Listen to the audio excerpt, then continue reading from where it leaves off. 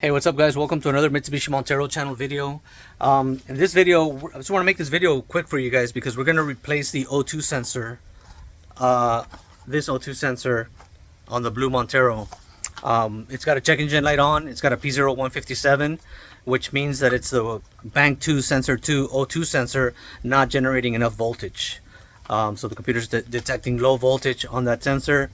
We clear the code. After a couple of drive cycles, it comes back. So it's probably just a bad O2 sensor.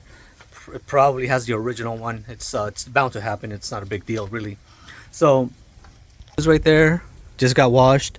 So we're gonna lift it from one side because the harnesses are on the transmissions, on the side of the transmission. So we have to disconnect those and get the new sensor on there. This is Denso part number. Let's see, 23. Denso part number 234. Come on, focus. There it is. 2344633. Bank 2 sensor 2 direct fit for a Gen 3 Mitsubishi Montero. All right, let's get started here. All right, so basically here's bank 1 sensor 2, and over here is bank 2 sensor 2. Right over on this side, you can see it right over there. That's bank 2 sensor 1. So this is bank 2 sensor 2. This is the one we need to replace, and it's a little bit of a pain in the butt because the harness goes through up there, and it's attached right here to a little bracket, so we have to get it off. And it's zip tied to the other harness, to the other sensor harness right there. And this car is really dirty, so let's go ahead and take it off right now. Alright guys, so one of the very challenging parts of this job is to get the little pin out of the harness that holds the pin that holds the harnesses through this little hole. It's like a little holder, but all you need is a little pry bar like this, and it's got 2 little tabs. You pry on one on this side, you pry it on this side, and then they push it up. So you kind of have to do it one at a time, but once you get it in, once you get those 2 little tabs out, then this little pin can come out. Here, I already got it out, so I'll show you what it looks like. See, it looks like this. So once you push those 2 little tabs in, then you push this thing out. I tried using needle nose pliers, but I couldn't reach it. I guess if you have some long needle nose pliers, you can probably do it from down here, but I just did it with a little pry bar. Okay, so now we have to get the harness, these 2 harnesses, O2 sensor harnesses. The top one is gray and the bottom one is the black one. The one that we are replacing is the black one. And basically how we're gonna remove it is we need one of these little pocket screwdrivers, and I bent it this way so it could be easier to insert it in the back, and then this thing pulls out. So the way you take this connector out is you put the screwdriver flat here behind the bracket, and then it comes out like that. So as you can see, now the connector, now we can unplug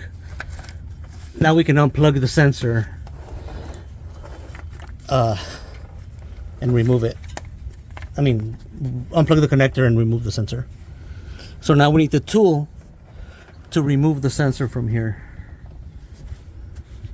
Alright guys, so the easiest way to get to this sensor is to use obviously an O2 sensor tool and a little tiny extension, because you have to go around the front drive shaft to get to it. So let me set it up and then I'll show you. Alright guys, so now once you have your ratchet set up and your tool connected, then it's easy to remove the sensor. See? Now once you break it loose, then you don't need this anymore. You can just turn it by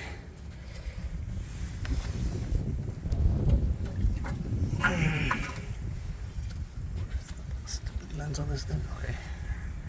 Okay, once you break it loose, you can just turn it with your hands.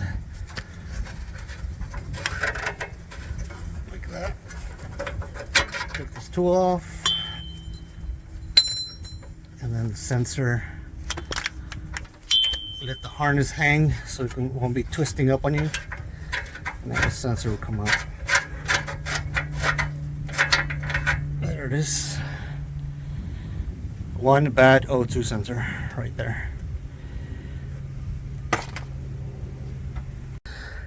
Alright guys, so I got the new sensor right here.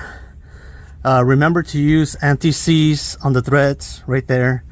Don't get any of that stuff on the sensing area over here.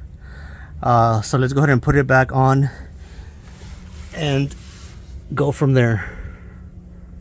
Alright, so now we got the sensor back on there, we got the tool back on there, and we just tighten it up. I'm not sure what the torque spec is. I'm just kind of snugging it up there. Not a big deal really. So as long as it's not loose, you're good. Alright guys, and since this little pain in the ass clip is gonna go away with the old sensor, we are gonna have to use one of these guys so that we can secure the harness on that little hole right there, just like it was from factory, but obviously with a different clip. Alright guys, so now we have the harness secured on that little hole right there. We have the new connector mounted to the metal bracket like I showed you earlier. We have the new sensor installed right over there, right here, and that's it. This job is complete. That's the way you change that sensor. Alright guys, well that pretty much concludes the video. Thank you very much for watching. I greatly appreciate it. Now you know how to remove an O2 sensor or Bank 2 sensor 2 on your Montero using this tool setup. And as you saw, it's not a very difficult job. Sorry about the video footage. It was hard for me to hold the phone and do the work at the same time, but I hope the message got across. As you can see, it's not a very difficult job. But what helps me is that I'm not such a big guy. I don't have giant hands, but if you have really big hands, it may help to disconnect the front shaft and move it aside for a little bit, and that way you can reach the sensor a little bit better. But anyway, thanks again. Thank you for watching. Subscribe to the channel and consider becoming a member. I will have some members only stuff coming out pretty soon, so thank you so much. Greatly appreciate it.